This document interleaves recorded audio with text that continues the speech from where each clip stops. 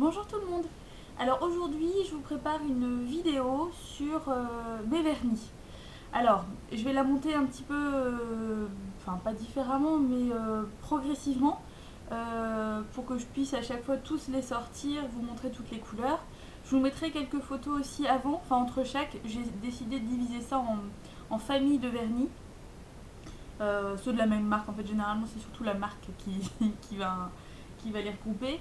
Euh, Sachant que les photos datent un petit peu, j'en ai eu pas mal depuis, j'ai dû avoir peut-être 4-5 vernis de plus, mais c'est plus pour vous donner une idée et morceler à chaque fois.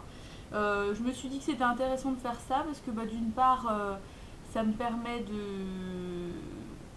Bah, je ne vais pas vous faire une revue sur chaque vernis, mais au moins sur chaque marque, plus ou moins. Vous dire les plus et les moins. Et puis, ça vous permettra peut-être de vous aider dans vos prochains achats. Parce que c'est vrai que pour les vernis, c'est pas toujours évident de savoir. Disons que notamment par exemple pour OLF, les couleurs qui sont présentées sur le site sont pas toujours très fidèles. Donc voilà, je vais faire ça. Donc c'est parti.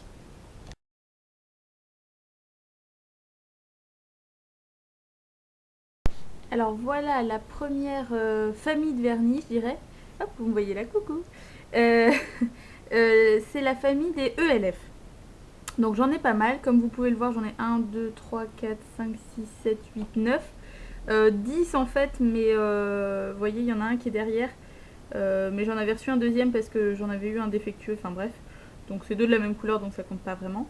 Donc là vous avez le chocolat, je crois que c'est ça, voilà. Le taupe.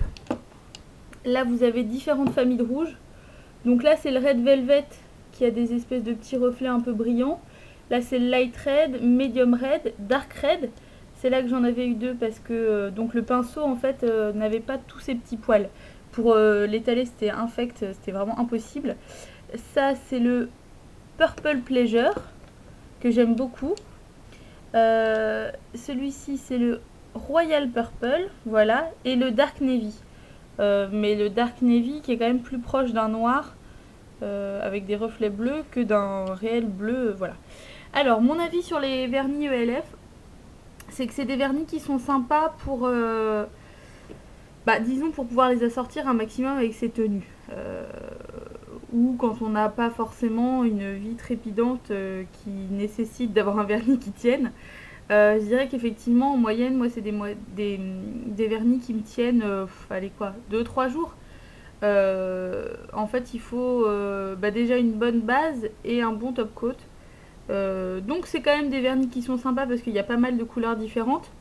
Euh, mais cela dit, c'est pas les bon, évidemment pas les meilleurs vernis du monde. À 1 euro, on s'en doute bien. Là, il y a certains vernis que j'ai pas mis depuis un moment, que j'ai pas encore retesté. Donc, à mon avis, je pense qu'il y en a certains, genre celui-ci, j'ai l'impression qu'il est devenu. Ouais, qu'il a complètement séché celui-ci. Donc, vous voyez, voilà, c'est effectivement à 1 euro, de toute façon, il faut pas s'attendre à des trucs de fou. Mais par contre, vous voyez, par exemple, la couleur taupe, moi je la trouve vraiment sans sas. Enfin, il y a vraiment. Bon, après, c'est vrai que généralement c'est sympa au bout de 2-3 couches. Mais disons que c'est sympa pour avoir un maximum de couleurs différentes.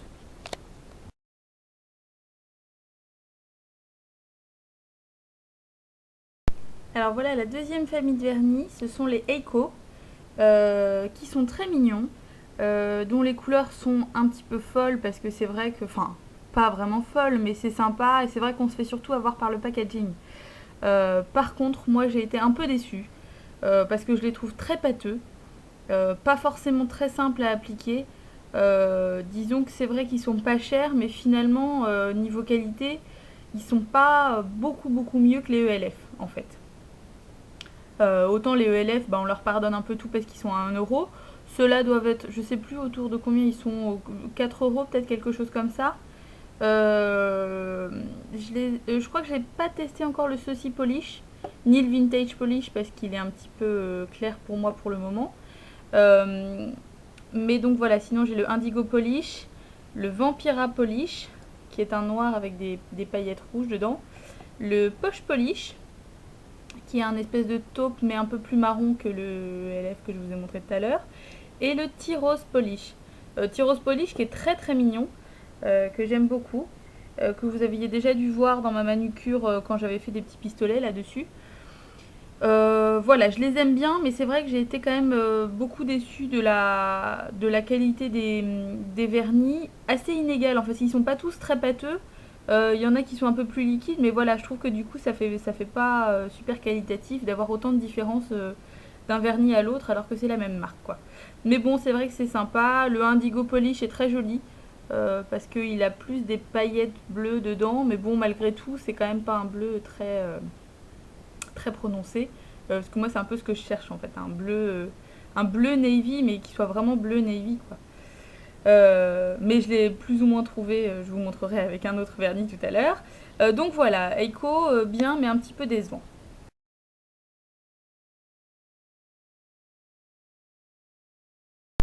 Alors là, c'est la famille des vernis H&M. Alors je suis désolée pour la grosse pub Sephora, mais en fait, ça, c'est ma boîte à vernis. Donc c'est pour ça que je les pose dessus, parce que comme ça, on les voit un peu mieux au jour. Donc celui-ci, c'est le Blue My Mind. Celui-ci, c'est le Peppermint Fusion que je vous ai montré il n'y a pas très longtemps, comme ces deux-là en fait. Celui-ci, c'est le Moody Model. Celui-ci, c'est le Envy Me. Donc celui-ci, le Wawawoom. Celui-ci, le Going Bananas.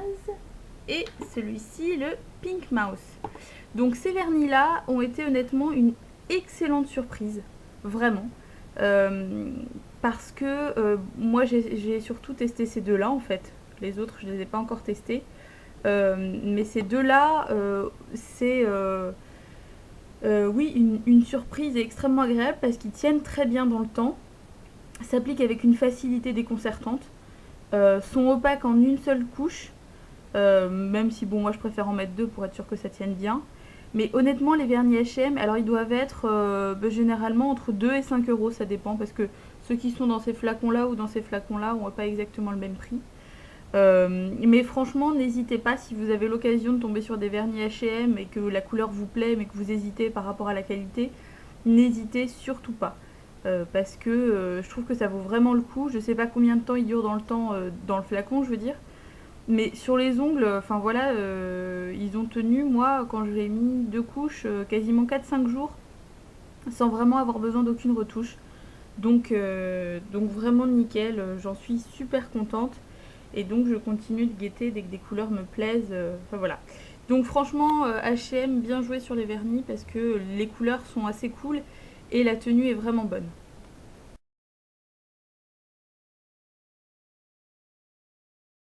Bon bah là ce sont mes 4 hobbies que j'aime un petit peu d'amour. Donc là on a le Jade is the New Black. Là c'est le Alice Big Break. Celui-ci c'est le Yoga to Get This Blue. Et donc c'est celui-là que je vous disais, dont j'ai trouvé le bleu un peu de mes rêves, parce qu'il fait un peu foncé dans le flacon, mais sur les ongles, en plus il fait très métallisé. On a vraiment l'impression d'avoir une espèce de carrosserie de voiture sur les ongles, je trouve ça vraiment génial.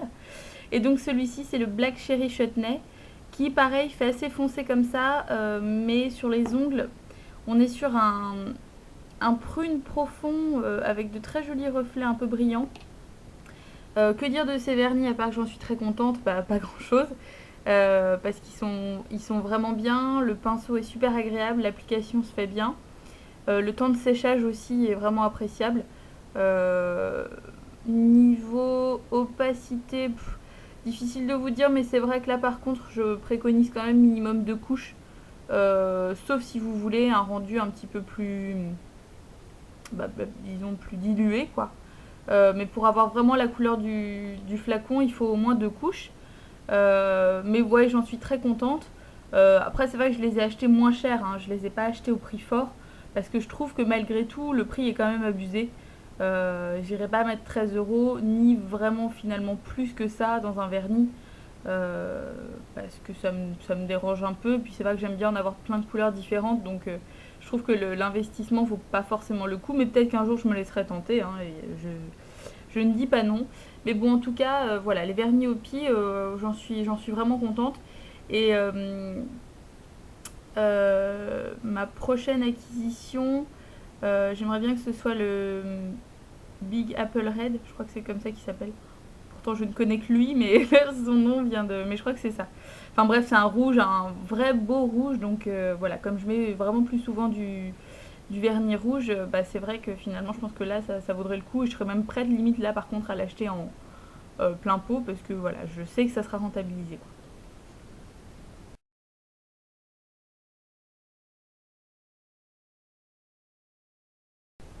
Alors voilà la famille des Barry M. Donc ça c'est un petit peu la révélation aussi. Ce sont d'excellents vernis, vraiment.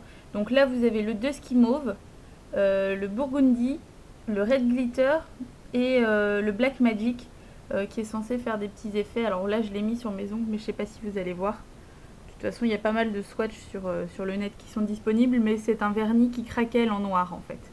Que Hopi a sorti d'ailleurs aussi qui s'appelle Black Shatter chez Hopi. Mais le système est le même. Ce sont d'excellents vernis qui tiennent vraiment bien et qui, quand ils commencent un petit peu à partir, ne partent pas par plaques. Vraiment, on sent qu'ils commencent juste à s'user sur le bout, en fait, plus qu'autre chose. Mais c'est vraiment super agréable. Petit bémol sur le Red Glitter, parce que c'est des paillettes, mais en fait, c'est pas la marque qui me pose problème, c'est vraiment plus le fait que ce soit des paillettes. Je vous en avais déjà parlé, moi j'aime pas le côté rugueux et puis je trouve que du coup on n'a pas exactement le même rendu que dans le flacon, enfin voilà. Mais je pense que c'est vraiment le côté paillette moi qui me dérange, que ce soit dans cette marque là ou dans une autre. Je suis vraiment amoureuse du Burgundy, ça fait des ongles absolument divins, enfin vraiment la couleur est super belle. Le Black Shatter est génial parce qu'il marche effectivement, l'effet est instantané, ça craquelle et ça sèche super vite. Et le Dusky Mauve pareil. Enfin voilà, je suis vraiment super contente de ces vernis et, et je vous les recommande et je pense que je vais en recommander justement moi aussi sur leur site parce que bah, la livraison en plus a été assez rapide et puis voilà, je trouve qu'ils sont pas trop liquides, s'appliquent vraiment bien, sèchent assez vite, enfin vraiment ils ont je dirais un peu toutes les qualités requises pour un vernis quoi.